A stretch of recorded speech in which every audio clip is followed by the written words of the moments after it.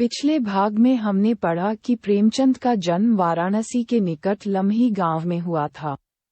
उनकी माता का नाम आनंदी देवी था तथा पिता मुंशी अजायब राय लम्ही में डाक मुंशी थे। उनकी शिक्षा का आरंभ उर्दू, फारसी से हुआ और जीवनयापन का अध्यापन से पढ़ने का शौक उन्हें बचपन से ही लग गया। 13 साल की उम्र में ही उन्होंने तिलिस्म होशरुबा पढ़ लिया और उन्होंने उर्दू के मशहूर रचनाकार रतननाथ, शरसार, मिर्जा हादी रुस्वा और मौलाना शरर के उपन्यासों से परिचय प्राप्त कर लिया। 1898 में मैट्रिक की परीक्षा उत्तीर्ण करने के बाद वे एक स्थानीय विद्यालय में शिक्षक नियुक्त हो गए। नौकरी के साथ ही उन्होंने पढ़ाई जारी रखी। 1910 में उन्होंने अंग्रेजी, दर्शन, फारसी और इतिहास लेकर इंटर पास किया और 1919 में बीए पास करने के बाद शिक्षा विभाग के इंस्पेक्टर पद पर नियुक्त हुए। उपन्यास प्रेमचंद के उपन्यास न केवल हिंदी उपन्यास साहित्य में बल्कि संपूर्ण भारतीय साहित्य में मील के पत्थर हैं। प्रेमचंद कथा साहित्य में उनके उपन्यासकार का आरंभ पहले होता है।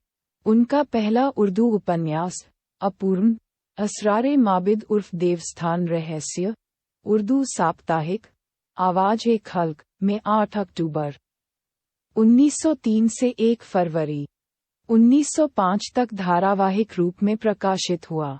उनका दूसरा उपन्यास हम खुरमा व हम सवाब, जिसका हिंदी रूपांतरण प्रेमा नाम से 1907 में प्रकाशित हुआ। चूंकि प्रेमचंद मूल रूप से उर्दू के लेखक थे और उर्दू से हिंदी में आए थे, इसलिए उनके सभी आरंभिक उपन्यास मूल रूप से उर्दू में लिखे गए और बाद में उनका हिंदी तर्जुमा किया गया। उन्होंने सेवा सदन 1918 उपन्यास से हिंदी उपन्यास की दुनिया में प्रवेश किया। यह मूल रूप से उन्होंने बाजारे हुस्न नाम से पहले उर्दू में लिखा, लेकिन इसका हिंदी रूप सेवा सदन पहले प्रकाशित कराया। सेवा सदन एक नारी के वेश्या बनने की कहानी है। डॉक्टर रामविलास शर्मा के अनुसार सेवा सदन में व्यक्त मुख्य समस्या भारतीय नारी की पराधीनता है। इसके बाद किसान जीवन पर उनका पहला उपन्यास प्रेमाश्रम 1921 आया। इसका मसौदा भी पहले उर्दू में गोशाए आफियत नाम से तैयार हुआ था, लेकिन सेवा सदन की भांति इसे पहले हिंदी में प्रकाशित कराया। प्रेमाश्रम किसान जीवन पर लिखा हिंदी का संभवतः पहला उपन्यास है। यह अवध के किसान आंदोलनों के दौर में लिखा गया। इसके बाद रंगभूमि 1925, कायाकल्प 1926, निर्मला 1927, गबन 1931, कर्मभूमि 1932 से होता हुआ ये सफर गोदान 1936 तक पूर्णता को प्राप्त हुआ। रंगभूमि में प्रेमचंद एक अंधे भिखारी सूरदास को कथा का नायक बनाकर हिंदी कथा साहित्य में क्रांतिकारी बदलाव का सूत्रपात कर चुके थे। गोदान का हिंदी साहित्य ही नहीं, विश्व साहित्य में महत्वपूर्ण स्थान है। इसमें प्रेमचंद की साहित्य संबंधी विचारधारा आदर्शोन्मुख यथार्थवाद से आलोचनात्मक यथार्थवाद तक की पूर्णता प्राप्त करती है। एक सामान्य किसान को पूरे उपन्यास का नायक बनाना भारतीय उपन्यास परंपरा की दिशा बदल देने जैसा था। सामंतवाद और पूंजीवाद के चक्र में फंसकर हुई कथानायक होरी की मृत्यु पाठकों के जहन को झकझोर कर रख जाती है। किसान जीवन पर अपने पिछले उपन्यासों प्रेमाश्रम और कर्मभूमि में प्रेमंच यथार्थ की प्रस्तुति करते करते उपन्यास के अंत तक आदर्श का दामन थाम लेते हैं। लेकिन गोदान का कारुणिक अंत इस बात का गवाह है कि तब तक प्रेमचंद का आदर्शवाद से मोहभंग हो चुका था। यह उनकी आखिरी दौर की कहानियों में भी देखा जा सकता है। मंगलसूत्र प्रेमचंद का अधूरा उपन्यास है। प्रेमचंद के उपन्यासों का मूल कथ्य भारतीय ग्रामीण जीवन था। प्रेमचंद ने हिंदी उपन्यास को जो ऊंचाई प्रदान की, वह परवर्ती उपन्यासकारों के लिए एक चुनौती बनी रही। प्रेमचंद के उपन्यास भारत और दुनिया की कई भाषाओं में अनुदित हुए। खासकर उनका सर्वाधिक चर्चित उपन्यास गोदान, असरारे माबिद उर्फ देवस्थान रहस्य, उर्दू साप्ताहिक, आवाज एक हल्क, में 8 अक्टूबर 1903 से 1 फरवरी 1905 तक प्रकाशित। सेवा सदन 1918, प्रेमाश्रम 1922, रंगभूमि 1925, निर्मला 1925, कायाकल्प 1927, गबन 1928, कर्मभूमि 1932, गोदान 1936, मंगलसूत्र, अपूर्ण, प्रतिज्ञा, प्रेमा, रंगभूमि, मनोरमा। वरदान कहानी उनकी अधिकतर कहानियों में निम्न व मध्यम वर्ग का चित्रण है। डॉक्टर कमल किशोर गोयनका ने प्रेमचंद की संपूर्ण हिंदी उर्दू कहानी को प्रेमचंद कहानी रचनावली नाम से प्रकाशित कराया है। उनके अनुसार प्रेमचंद ने कुल 301 कहानियां लिखी हैं, जिनमें 3 अभी अप्राप्य हैं। प्रेमचंद का पहला कहानी संग्रह सोज़े वतन नाम से जून 1908 में प्रकाशित हुआ। इसी संग्रह की पहली कहानी दुनिया का सबसे अनमोल रतन को आमतौर पर उनकी पहली प्रकाशित कहानी माना जाता रहा है। डॉक्टर गोयनका के अनुसार कानपुर से निकलने वाली उर्दू मासिक पत्रिका ज़माना के अप्रैल अंक में प्रकाशित सांसारिक प्रेम और देश प्रेम, इश्क़े दुनिया और हुब्बे वतन वास्तव में उनकी पहली प्रकाशित कहानी है। उनके जीवन काल में कुल 9 कहानी संग्रह प्रकाशित हुए। सोज़े वतन, सप्त सरोज, नवनिधि, प्रेम पूर्णिमा, प्रेम पचीसी, प्रेम प्रतिमा, प्रेम द्वादशी, समरयात्रा, मानसरोवर, भाग 1 व 2 और कफन। उनकी मृत्यु के बाद उनकी कहानियां मानसरोवर शीर्षक से 8 भागों में प्रकाशित हुई। प्रेमचंद साहित्य के मुद्राधिकार से मुक्त होते ही विभिन्न संपादकों और प्रकाशकों ने प्रेमचंद की कहानियों के संकलन तैयार कर प्रकाशित कराए। उनकी कहानियों में विषय और शिल्प की विविधता है। उन्होंने मनुष्य के सभी वर्गों से लेकर पशु पक्षियों तक को अपनी कहानियों में मुख्य पात्र बनाया है। उनकी कहानियों में किसानों, मजदूरों, स्त्रियों, दलितों आदि की समस्याएं गंभीरता से चित्रित हुई हैं। उन्होंने समाज सुधार, देश प्रेम, स्वाधीनता संग्राम आदि से संबंधित कहानियां लिखी हैं। काल में कुल 9 कहानी संग्रह प्रकाशित हुए। सोज़े वतन, सप्त सरोज, नवनिधि, प्रेम पूर्णिमा, प्रेम पचीसी, प्रेम प्रतिमा, प्रेम द्वादशी, समरयात्रा, मानसरोवर, भाग 1 व 2 और कफन। उनकी मृत्यु के बाद उनकी कहानियां मानसरोवर शीर्षक से 8 भागों में प्रकाशित हुई। प्रेमचंद साहित्य के मुद्राधिकार से मुक्त होते ही विभिन्न संपादकों और प्रकाशकों ने प्रेमचंद की कहानियों के संकलन तैयार कर प्रकाशित कराए। उनकी कहानियों में विषय और शिल्प की विविधता है। उन्होंने मनुष्य के सभी वर्गों से लेकर पशु पक्षियों तक को अपनी कहानियों में मुख्य पात्र बनाया है। उनकी कहानियों में किसानों, मजदूरों, स्त्रियों, दलितों आदि की समस्याएं गंभीरता से चित्रित हुई हैं। उन्होंने समाज सुधार, देश प्रेम, स्वाधीनता संग्राम आदि से संबंधित कहानियां लिखी हैं। उनकी ऐतिहासिक कहानियां तथा प्रेम संबंधी कहानियां भी काफी लोकप्रिय साबित हुईं। प्रेमचंद की प्रमुख कहानियों में ये नाम लिए जा सकते हैं: पंच परमेश्वर, गुल्ली डंडा, 2 बैलों की कथा, ईदगाह, बड़े भाई साहब, पूस की रात, कफन, ठाकुर का कुआं, सदगति, बूढ़ी काकी, तावान, विध्वंस, दूध का दाम, मंत्र आदि। नाटक प्रेमचंद ने संग्राम 1923, करबला 1924 और प्रेम की वेदी 1933 नाटकों की रचना की। ये नाटक शिल्प और संवेदना के स्तर पर अच्छे हैं, लेकिन उनकी कहानियों और उपन्यासों ने इतनी ऊंचाई प्राप्त कर ली थी कि नाटक के क्षेत्र में प्रेमचंद को कोई खास सफलता नहीं मिली। ये नाटक वस्तुतः संवादात्मक उपन्यास ही बन गए हैं। लेख, निबंध प्रेमचंद एक संवेदनशील कथाकार ही नहीं, सजग नागरिक व संपादक भी थे। उन्होंने हंस, माधुरी, जागरण आदि पत्र पत्रिकाओं का संपादन करते हुए व तत्कालीन अन्य सहगामी साहित्यिक पत्रिकाओं, चांद, मर्यादा, स्वदेश आदि में अपनी साहित्यिक व सामाजिक चिंताओं को लेखों या निबंधों के माध्यम से अभिव्यक्त किया। अमृतराय द्वारा संपादित प्रेमचंद विविध प्रसंग 3 भाग वास्तव में प्रेमचंद के लेखों का ही संकलन है। प्रेमचंद के लेख प्रकाशन संस्थान से कुछ विचार शीर्षक से भी छपे हैं। प्रेमचंद के मशहूर लेखों में निम्न लेख शुमार होते हैं। साहित्य का उद्देश्य, पुराना जमाना नया जमाना, स्वराज के फायदे, कहानी कला, 1, 2, 3, कौमी भाषा के विषय में कुछ विचार, हिंदी उर्दू की एकता, महाजनी सभ्यता, उपन्यास, जीवन में साहित्य का स्थान आदि। अनुवाद प्रेमचंद एक सफल अनुवादक भी थे। उन्होंने दूसरी भाषाओं के जिन लेखकों को पढ़ा और जिनसे प्रभावित हुए, उनकी कृतियों का अनुवाद भी किया। टॉल्स्टॉय की कहानियां 1923, गाल्सवर्दी के 3 नाटकों का हड़ताल 1930, चांदी की डिबिया 1931 और न्याय 1931 नाम से अनुवाद किया।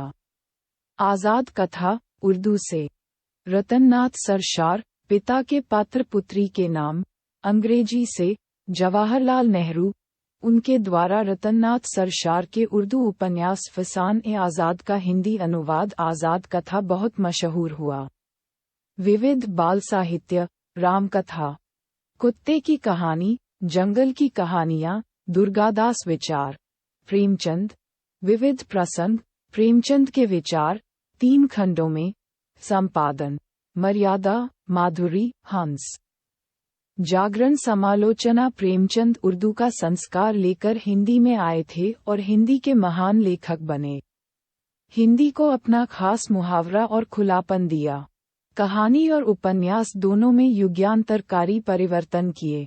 उन्होंने साहित्य में सामयिकता प्रबल आग्रह स्थापित किया। आम आदमी को उन्होंने अपनी रचनाओं का विषय बनाया और उसकी समस्याओं पर खुलकर कलम चलाते हुए उन्हें साहित्य के नायकों के पद पर आसीन किया। प्रेमचंद से पहले हिंदी साहित्य राजा रानी के किस्सों, रहस्य रोमांच में उलझा हुआ था। प्रेमचंद ने साहित्य को सच्चाई के धरातल पर उतारा। उन्होंने जीवन और कालखंड की सच्चाई को पन्ने पर उतारा। वे सांप्रदायिकता, भ्रष्टाचार, जमींदारी, कर्जखोरी, गरीबी, उपनिवेशवाद पर आजीवन लिखते रहे। प्रेमचंद की ज्यादातर रचनाएं उनकी ही गरीबी और दैन्यता की कहानी कहती है। ये भी गलत नहीं है कि वे आम भारतीय के रचनाकार थे। उनकी रचनाओं में वे नायक हुए, जिसे भारतीय समाज अछूत और घृणित समझा था। उन्होंने सरल, सहज और आम बोलचाल की भाषा का उपयोग किया और अपने प्रगतिशील विचारों को दृढ़ता से तर्क देते हुए समाज के सामने प्रस्तुत किया। 1936 में प्रगतिशील लेखक संघ के पहले सम्मेलन की अध्यक्षता करते हुए उन्होंने कहा कि लेखक स्वभाव से प्रगतिशील होता है और जो ऐसा नहीं है वह लेखक नहीं है। प्रेमचंद हिंदी साहित्य के युग प्रवर्तक हैं। उन्होंने हिंदी कहानी में आदर्शोन्मुख यथार्थवाद की एक नई परंपरा शुरू की। प्रेमचंद के जीवन संबंधी विवाद इतने महान रचनाकार होने के बावजूद प्रेमचंद का जीवन आरोपों से मुक्त नहीं है। प्रेमचंद के अध्येता कमल किशोर गोयनका ने अपनी पुस्तक प्रेमचंद अध्ययन की नई दिशाएं में प्रेमचंद के जीवन पर कुछ आरोप लगाकर उनके साहित्य का महत्व कम करने की कोशिश की। प्रेमचंद पर लगे मुख्य आरोप हैं प्रेमचंद ने अपनी पहली पत्नी को बिना वजह छोड़ा और दूसरे विवाह के बाद भी उनके अन्य किसी महिला से संबंध रहे, जैसा कि शिवरानी देवी ने प्रेमचंद घर में उद्धृत किया है। प्रेमचंद ने जागरण विवाद में विनोदशंकर व्यास के साथ धोखा किया। प्रेमचंद ने अपनी प्रेस के वरिष्ठ कर्मचारी प्रवासीलाल वर्मा के साथ धोखाधड़ी की। प्रेमचंद की प्रेस में मजदूरों ने हड़ताल की। प्रेमचंद ने अपनी बेटी के बीमार होने पर झाड़ फूंक का सहारा लिया आदि।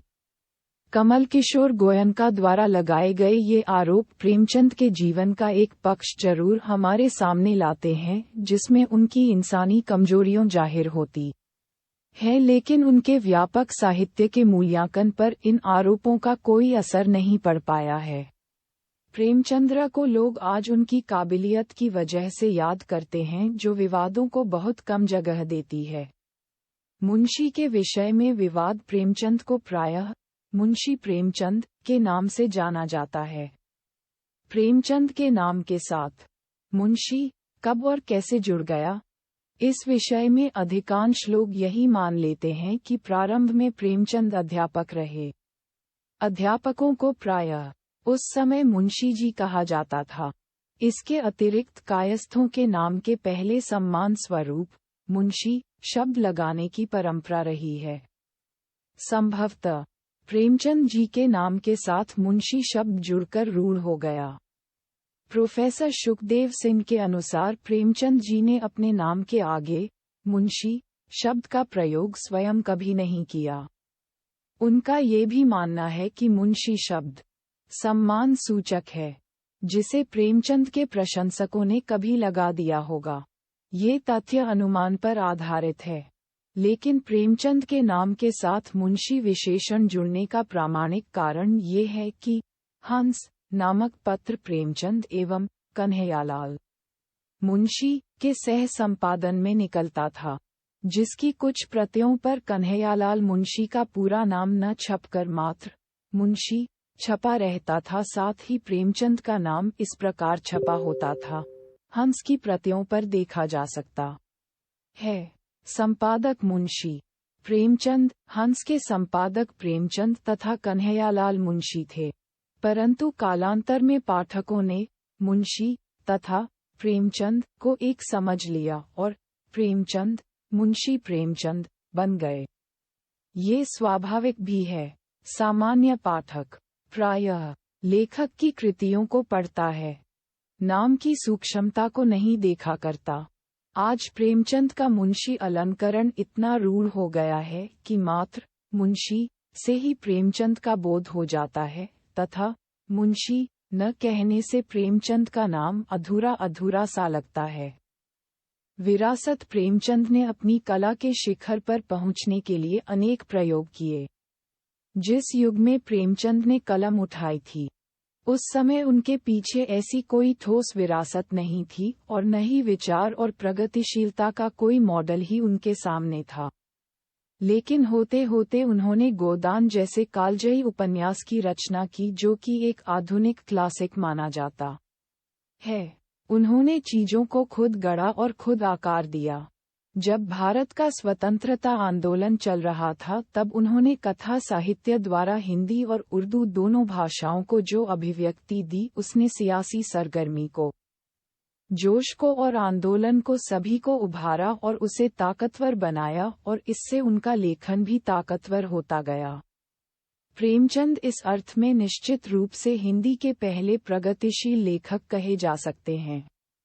1936 में उन्होंने प्रगतिशील लेखक संघ के पहले सम्मेलन को सभापति के रूप में संबोधन किया था। उनका यही भाषण प्रगतिशील आंदोलन के घोषणा पत्र का आधार बना। प्रेमचंद ने हिंदी में कहानी की एक परंपरा को जन्म दिया और एक पूरी पीढ़ी उनके कदमों पर आगे बढ़ी। 50-60 के दशक में रेणु, नागार्जुन और इनके बाद श्रीनाथ सिंह ने ग्रामीण परिवेश की कहानियां लिखी हैं। वो एक तरह से प्रेमचंद की परंपरा के तारतम्य में आती हैं। प्रेमचंद एक क्रांतिकारी रचनाकार थे। उन्होंने न केवल देशभक्ति बल्कि समाज में व्याप्त अनेक कुरीतियों को देखा और उनको कहानी के माध्यम से पहली बार लोगों के समक्ष रखा। उन्होंने उस समय के समाज की जो भी समस्याएं थीं, उन सभी को चित्रित करने की शुरुआत कर दी थी। उसमें दलित भी आते हैं, नारी भी आती हैं। ये सभी विषय आगे चलकर हिंदी साहित्य के बड़े विमर्श बने। प्रेमचंद हिंदी सिनेमा के सबसे अधिक लोकप्रिय साहित्यकारों में से हैं। सत्यजीत राय ने उनकी 2 कहानियों पर यादगार फिल्में बनाईं। 1977 में शतरंज के खिलाड़ी और 1981 में सदगति। उनके देहांत के 2 वर्षों बाद के सुब्रमण्यम ने 1938 में सेवा सदन उपन्यास पर फिल्म बनाई, जिसमें सुब्बालक्ष्मी ने मुख्य भूमिका निभाई थी। 1977 में मृणाल सेन ने प्रेमचंद की कहानी कफन पर आधारित ओ का उरी कथा नाम से एक तेलुगु फिल्म बनाई, जिसको सर्वश्रेष्ठ तेलुगु फिल्म का राष्ट्रीय पुरस्कार भी मिला। 1963 में गोदान और 1966 में गबन उपन्यास पर लोकप्रिय फिल्में बनी। 1980 में उनके उपन्यास पर बना टीवी धारावाहिक निर्मला भी बहुत लोकप्रिय हुआ था।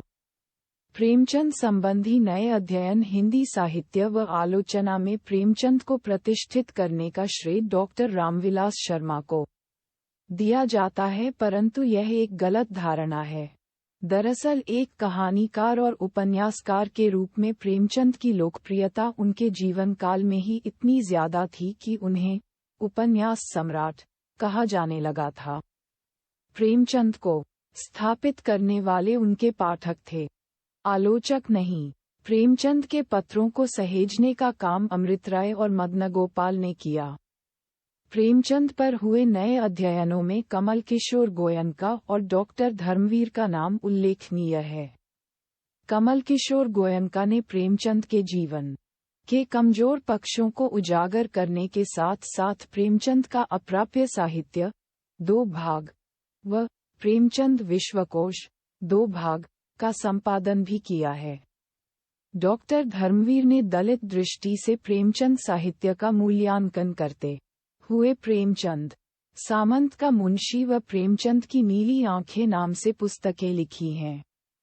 पुरस्कार व सम्मान प्रेमचंद की स्मृति में भारतीय डाकतार विभाग की ओर से 31 जुलाई 1980 को उनकी जन्मशती के अवसर पर 30 पैसे मूल्य का एक डाक टिकट जारी किया गया।